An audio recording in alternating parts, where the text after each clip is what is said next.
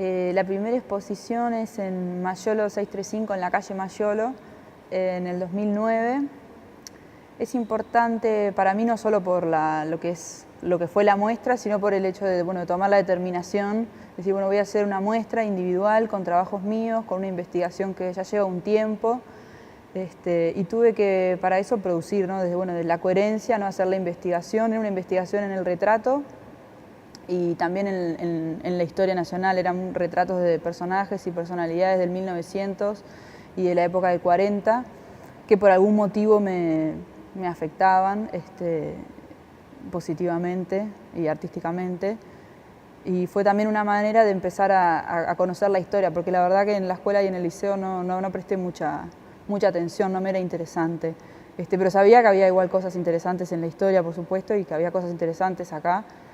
Entonces, empecé a investigar en esos personajes y ahí también empecé a investigar en el escudo y en una cantidad de cosas que continúan hasta hoy, digamos, esa fue como la puerta.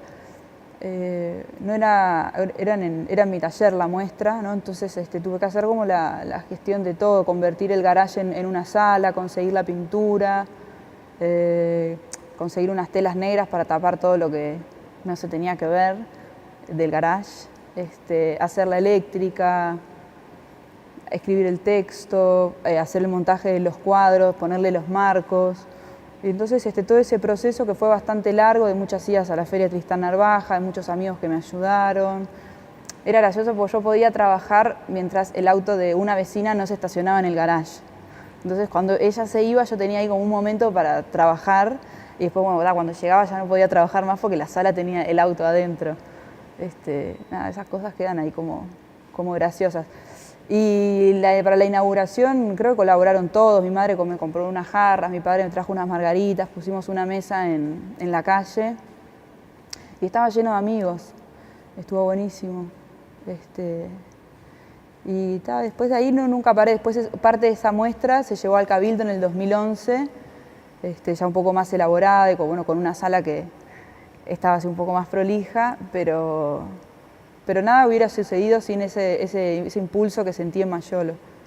Después de lo de Mayolo yo seguí trabajando con las cosas patrias, con las personalidades, digamos, con la historia, investigando un poco en la historia, ¿no? Y ya me empecé a centrar en el escudo, pero en paralelo comencé otro proyecto, que es el proyecto de Residencias en Movimiento, que lo hice con Mariana Ponce de León, lo empezamos también en el 2011, y también, así como lo de Mayolo, fue algo autogestionado. No aplicábamos en ese momento a ninguna de las residencias y veíamos que muchos de nuestros colegas iban para acá o para allá y que no aplicar no sea una imposibilidad, ¿no? Porque a veces las cosas están marcadas de una manera para unas determinadas personas, pero también si sos artista, también como haces obras, te podés hacer tu residencia.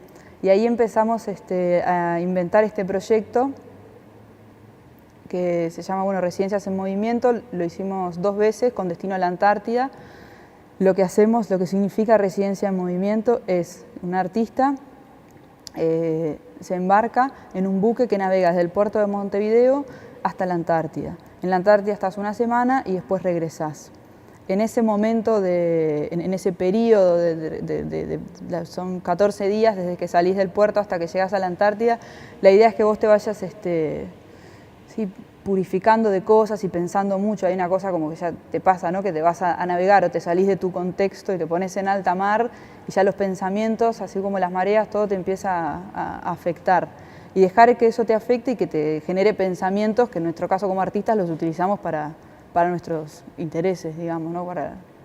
Hay que ver, la idea no era ir pensando en hacer una obra, sino embarcar sabiendo que eso nos iba a traer una obra, ¿no? Ser como un poco más respetuoso y no decir, ya me embarco con mi idea, ¿no? Saber que las cosas en ese movimiento iban a cambiar. Y cambian un montón después de esos 14 días, que es mucha la información nueva que tenés. Llegás a la Antártida y es un buen cachetazo también. Como artista está bueno, vas a un continente donde no hay un lenguaje, donde no hay una civilización, donde no hay una historia, si bien tiene una historia, no es como la historia de los países o la historia de los continentes, ¿no? No hay civilización, eso ya es, no está el hombre presente, pero el hombre, es el continente inhabitado, es lo más lejos del mundo que te puedes ir dentro del mundo.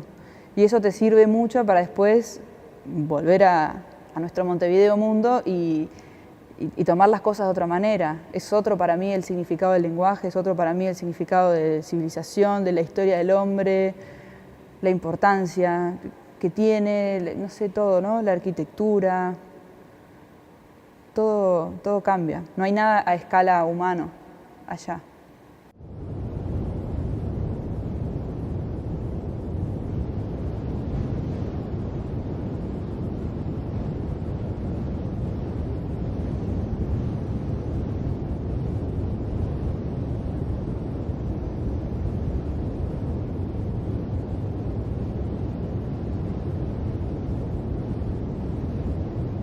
Específicamente en la Antártida no trabajamos, lo que hacíamos era registrar mucho, tanto con cámaras como escribiendo pensamientos, bocetos de obra, pero teniendo ahí como el respeto de que la obra no sale ahí en el momento. Creo que eso es una manera, también capaz que es una particularidad de cómo se produce y tener respeto para lo que se produce. Si bien la idea te nace en un momento, pero también cuando te enfrentás a tanta información, creo que tenés que ser consciente que todo eso tiene que decantar en vos, o sea, tenés que esperar un poco para que de eso salga una obra buena, o sea, cómo transmitir tanta inmensidad, no sé, no es una cosa fácil, ¿no? Tampoco hacer un trabajo que sea obvio. En ese caso con Mariana, a la vuelta hicimos una exposición en el MUMI, hicimos una serie de videos bastante reflexivos, con poca edición. Yo trabajé los retratos de algunas de las personas que habían navegado con nosotros, que cada uno tenía una historia particular para mí. Hicimos cosas en distintos formatos, quisimos abarcar mucho, que creo que estuvo bueno para la muestra, pero no estuvo tan bueno para el artista porque fue un poco agotador. Y ya en la segunda instancia que pude hacer la residencia, que fue en el 2015, que ahí convoqué a otros artistas, a Juan Manuel Ruétalo, a Matías Paparamborda y a Alejandro Ferreiro. Ya con esa experiencia de lo que me había pasado, supe que quería hacer menos obras y obras más profundas. Y esas obras se mostraron en el 2016 en el Centro Cultural de España. Y bueno, la idea es que el proyecto siga, pero toda cosa autogestionada tiene esa dificultad acá. En el 2013, no me acuerdo bien por qué motivo, pero sí, en realidad me acuerdo, sí, estaba yendo a Minas con Francisco Tomsic para hacer una muestra en un lugar, en una sala donde había una virgen. Una muestra que nunca sucedió, pero bueno, tuvimos eso de irnos en ómnibus hasta Minas, ir a conocer el lugar, ver qué era lo que se podía hacer con una sala que tuviese una virgen tan grande, creo que era la Virgen de los 33. Y yo me acuerdo pensando que no se me ocurría nada, y qué podía hacer. Y ahí estuve con la Virgen mucho tiempo en la cabeza, no solo, digamos, en ese fin de semana que nos fuimos. Y yo había trabajado algunas cosas con la Virgen, así como icónicas, porque tiene no hay como cierto poder en esa imagen, ¿no? Por eso es icónica. Y ahí sí fue, volviendo de Minas en el ómnibus, que se me cruzó así como la idea de que tenía que hacer una golosina con la Virgen, no sé qué. Y me pareció bueno, ahí como que estacioné la idea, me relajé un poco y bueno, ya después en el taller me puse a investigar. Entonces entré todo en una investigación en el mundo de las golosinas, de cómo se hacían, cuáles eran las temperaturas, cuáles eran las herramientas, quién me podía enseñar, que tiene que ser una persona que pueda venir gratuitamente a mi taller con la voluntad de soportar preguntas y cosas de una persona inexperiente. Y así de a poco me armé mi kit, donde tenía mis termómetros, tenía una garrafa, unas ollas especiales, conseguí unas azúcares, fui a Argentina, conseguí unos palitos. Pero está bueno eso de cada proyecto que empezás a investigar y ves también, por ejemplo, ahí conocí cosas de la industria nacional, de la industria de la golosina nacional, de que acá no se producen palitos de plástico, de que hay un azúcar que es más cara, que viene de Francia, y que no como cada proyecto así como el de la Antártida me llevó a entender cosas sobre el lenguaje, civilización, marinos, viajes, alta mar. Bueno, después te metés en el mundo de los caramelos y entendés sobre temperaturas y son más cosas químicas que suceden. Y bueno, después de hacer esa investigación y ya llegar a una receta donde yo podía hacer una golosina que estuviese exhibida en una sala, sin envoltorio, ¿no? O sea, que esté en contacto con la humedad. Empezó el tema de los moldes y de cuál iba a ser entonces la Virgen que iba a replicar. Y termina siendo, estaba agotada la Virgen de los 33, que es la Virgen nacional nuestra. Y entonces no la conseguía hasta que me apareció la Virgen de los Milagros, que me parecía que también era interesante. Lo que plantea el proyecto, se llama Proyecto Comunión, son 33 vírgenes en sala, con toda la escala cromática, de limón, naranja, menta, frutilla y ananá. Y es la Virgen de los Milagros, bueno, que está ahí presente, que se va consumiendo a medida de la exposición y que también reparto al público. Y entonces bueno, lo que planteaba era como el Paul Cézanne de ese momento te decía que hable sobre los últimos 100 años en el arte. Entonces bueno, yo hablaba un poco del vínculo entre el arte y la religión, entre la desaparición de la obra de arte, porque al espectador al comer el chupetín, bueno, ya desaparecía, el apropiacionismo, ¿no? Tomar una imagen y utilizarla para una obra propia. Bueno, al tener una experiencia, me interesó mucho, a mí me daba la posibilidad, al entregar un chupetín a cada persona en mano, me daba la posibilidad también de conversar con esas personas y capaz que elegir, porque a veces querés hablar con alguien y no vas, pero si le vas a llevar un chupetín, entonces yo también con eso tenía como la excusa de hablar con quien quisiera hablar y eso te aproxima también. Y me pareció, a mí es una obra que me encanta. Siempre que puedo la repito, vuelvo a cocinar los chupetines y reparto entre amigos. Y lo que te deja es que hay de todo. Había gente ofendida porque le parecía como, no sé, chupar una virgen, le veían ahí como una cosa morbosa, una cosa que yo como no tengo ese vínculo con la religión, para mí no es nada. O sea, yo lo veo realmente, es una obra de arte, es un chupetín, para mí es una cosa, hasta puede ser graciosa. Pero me gusta que exista la diversidad. Había gente que le parecía una obra buenísima, había unos que no los querían consumir y los preservaban y se terminaban venciendo porque no tenían conservantes, ¿no? Otros que lo tenían, los niños estaban re contentos. Algunos, yo qué sé, ¿viste? Me decían, ay, no, yo quiero de naranja, yo quiero de frutilla, cosas, no sé, que son graciosas. Y que después repetí también esta idea del chupetín, pero más como un souvenir para una muestra que hice en SOA, que era sobre un perro, y entonces a todos los que venían hice unas sorpresitas, que era un chupetín de un perro, muy parecido al perro que había pintado, y un sticker. Entonces a todos los que venían yo les daba como la bolsita, la sorpresita de cumpleaños. En el de 2014, después del Paul Cézanne, que esa obra como la había empezado antes, yo ya estaba en otras obras. Cuando terminaba con Las Vírgenes, ya había empezado con el bordado, que podría no tener nada que ver, pero yo igual después con el tiempo le encuentro cosas que ver a los proyectos, ¿no? Al del caramelo, al del bordado, al de las residencias. Todos son retratos para mí, son todos intereses particulares y auténticos que me llevan a investigaciones muy personales. Ya venía, bueno, les había dicho eso, en el 2009 haciendo lo de las investigaciones sobre los símbolos y las personalidades y el escudo, y había hecho una intervención acá en el mausoleo, en la Plaza Independencia, donde en todas las partes, sin permiso lo hice, ¿no? Pero en todas las paredes del mausoleo, llené con hojas A4 distintas alteraciones del escudo nacional. Y hasta ahí había llegado mi investigación y después la había abandonado, me había ido a la Antártida, no sé qué.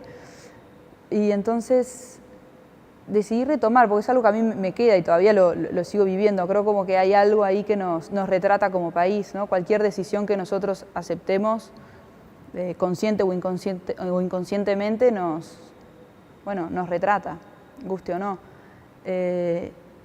Y ahí entonces se me ocurrió que nunca había trabajado con la banda presidencial.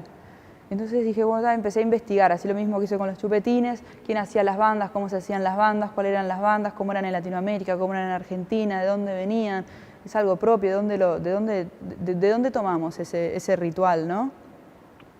Y me pareció un tema muy interesante porque yo ahí podía tratar el tema de la investidura, ¿no? Cómo alguien se pone algo y bueno, ok, el que se pone la banda es el presidente, ¿no? Es como el que se pone la pluma, es el jefe de la tribu, cómo seguimos manteniendo ciertas cosas, y esos rituales, ¿no? El pueblo celebrando a alguien en un altar, un poco más arriba siempre que todos, con algo confeccionado por, bueno, en este caso era por unas mujeres y de manera muy fina, en un tiempo muy pausado. Entonces empecé a llamar, me enteré que era una monja que los hacía y empecé a llamar a los conventos ahí desde casa para dar con ella, que supuse que si había varios periodistas que la habían encontrado, yo también la podía encontrar porque Montevideo es muy chiquito y es muy fácil para eso. Y la encontré, me presenté, le dije que, bueno, que mi nombre era Agustina, que era artista y que quería aprender a bordar porque quería hacer una banda pero más chiquitita. Bueno, me preguntó si había bordado alguna vez, le dije que no y me mandó entonces, un poco desconfiada, a comprar materiales y a empezar a investigar un poco sola. Y ahí empecé entonces en el mundo de las mercerías, de los hilos, también vi otra cosa de las industrias nacionales, de los oficios en decadencia, conocí barrios porque fui a distintas mercerías, entonces también es como conocí otros Montevideos, me tomé otros ómnibus, cosas que para un artista, o sea, son siempre el movimiento y estar no era un viaje, pero tomarte un ómnibus con un destino distinto ya es un poco un paseo, ¿no? Y ahí me fasciné con las mercerías, con los hilos, con los colores, con todo, y empecé a bordar y la seguía llamando a ella hasta que se dio cuenta que realmente yo quería aprender y me invitó a su casa, fui a su casa y después, bueno, empezamos un vínculo que nunca terminamos. Y efectivamente me enseñó a confeccionar bandas presidenciales. Lo que hice yo fue hacerlas para el Salón Nacional, presenté una instalación que se llama Miniatura Banda Presidencial, en donde exhibí una banda presidencial en miniatura, o sea, en su mínima expresión. Bueno, muy chiquitita, es de 2 o 2,5 de diámetro, ahora no me acuerdo, de diámetro, de ancho. 9 cuadros donde se mostraba, son las primeras cosas que yo bordé con Lourdes, son bordados muy mal, como bordados son muy malos, como proceso es muy rico para mí, o sea, yo puedo ver en esos laureles así mochos, como yo me di cuenta cómo se bordaba una hoja, ¿no? O sea, o en los hilos cuando se me pelaban, o sea, en esos 9 cuadros para mí hay mucho aprendizaje porque hay mucho error. Bueno, primero tenés que hacer primero eso. ¿La nariz? No, todo el sol, primero todo el sol. Hacerlo bien redondito y después ya poner una gotita acá y otra cosa. Pero ¿cómo marco la circunferencia? Con el dorado por arriba y marcándolo con este hilo y Mirá. Después relleno. Estando con ella yo no podía tomar nota, entonces empecé a filmar las clases que tenía con Lourdes y de la edición de esas clases a un video que se llama 4 clases de abril, que son 4 clases que tomé en abril del 2014 exactamente, donde se ven también cosas que son muy interesantes, que ella ahora tiene 90, yo tengo 30, en esa diferencia generacional, la diferencia que hay en el lenguaje, la diferencia que hay en nuestros gestos, la diferencia que hay en los, no sé, en todo, ¿no? Todo como ese vínculo que es tan lejano y también tan cercano es tan rico. Y entonces lo que yo presento, que creo que siempre se malentendió por falta de voluntad, no es una banda en miniatura, yo presento una instalación, 9 cuadros, un pedestal, que sería la pieza terminada, y un video, que es un video larguísimo, creo de 24 minutos, una cosa así. El salón lo que me dejó fue muchísimo aprendizaje. Yo venía más de moverme como en el under o de autogestionar mis proyectos. Era una artista que se autogestionaba prácticamente lo que hacía, había hecho también, replicaba mis obras en stickers y era como mi manera de llegar y me autosostenía, o sea, buscando siempre una forma de conseguir una sala o de llegar a la gente, de que se conozca mi trabajo, de replicarlo. Y pasar de eso de repente a un gran salón, o sea, fue un gran salto. Yo venía de presentarme ya 4 veces al salón y nunca quedaba siquiera seleccionada, preseleccionada. Entonces ya haber quedado seleccionada yo ya estaba feliz y me enteré que había ganado el salón, por el que inauguraba a las 7 y me enteré a las 5 o a las 4 de la tarde. no tuve mucho tiempo ahí de administrar la noticia. Tuve un momento de mucha felicidad porque me parecía buenísimo, o sea, había mucha gente también que me quería y que me venía apoyando durante todos esos años de autogestión, que estaba muy feliz por mí. Entonces de repente es como, es una buena noticia para compartir y estimula a seguir trabajando. También es cierto que vino acompañado de una cantidad de cosas negativas y de cosas también reales, que es como la maldad de la gente o de la envidia de colegas o yo qué sé, o la falta quizás de críticos que hay o de investigación. Y bueno, entonces también tuvo como toda esa parte fea, pero en el conjunto, tanto lo bueno como lo feo, para mí fue mucha información, que información es crecimiento, y el crecimiento te da la profundidad para hacer mejores obras, o obras, no sé si mejores, porque no son mejores, pero son más profundas o más conscientes, porque te despierta eso una cantidad de cosas que no tenías y que solamente al estar en esa situación, bueno, podés ver gente que me trataba muy bien y después me trata muy mal, o gente, no sé, cosas infantiles también, pero bueno, toda esa información. Mi último proyecto, que ya no tenía nada que ver ni con los caramelos, ni con el bordado, ni con las... Bueno, pero también, sino igual, sí, tiene que ver con todo porque son retratos, ¿no? Y es parte de mi trabajo, pero quizás formalmente se diferenció de los otros, porque quizás pasás del bordado a un retrato tridimensional, puede parecer como que hay un abismo, ¿no? en lo formal, pero en el 2014 también, ahí a fines, ahí cuando estaba empezando el 2015, me antojé por una cantidad de cosas de que había que escanear a los 5 presidentes en democracia. ¿Por qué? Porque estaban vivos, porque teníamos la tecnología, y bueno, por una cosa de investigación en el retrato, de que había y también pensando en el archivo y pensando en lo que es patrimonio y pensando en cómo nosotros nos mostramos. Y bueno, entonces dije, está bueno, voy a empezar. Y también autogestión, o sea, no sé, yo no conozco a ningún presidente ni tenía acceso a ningún presidente, pero también como es Montevideo, sabes de alguien que trabaja, por ejemplo, en el Palacio Legislativo, u otra persona que tiene un amigo que fue amigo de no sé quién, y así empecé a juntar teléfonos de gente allegada o cercana o trabajadores de los presidentes y los expresidentes, y empecé a llamar por teléfono. Eso para mí siempre son como las partes de llamada por teléfono, las primeras etapas de las investigaciones son muy divertidas, porque son un poco como una aventura y te tenés que presentar todo el tiempo, entonces te hace preguntarte todo el tiempo quién sos, por qué llamás, y mantener una formalidad también es un poco un juego de roles, porque yo tampoco no soy ni graciosa ni seria todo el tiempo, pero cuando vas a buscar un presidente tenés que mantener un protocolo, entonces eso me exigía también ponerme en un personaje, asumirlo, ¿no? Tomar posición de decir, bueno, lo quiero conseguir. Y ahí entonces uno iba llamando hasta llegar a sus secretarios, y los secretarios, por supuesto, las primeras veces te decían que no, y decías, bueno, no importa, no sé qué, yo voy a volver a llamar. Y sabiendo eso, que un poco en la perseverancia, así como había logrado irme 2 veces a la Antártida, así como había logrado estudiar con la monja, estudiar lo del caramelo, yo estaba un poco convencida de que iba a lograr acceder a ellos, y fue así. Fue un periodo del 2015, 2016, muchas llamadas de teléfono hasta que accedían. Y lo que proponía el proyecto era ir a escanearlos a ellos. Escanearlos con un escáner tridimensional que usa Fernando Foglino, incluso él es parte del equipo.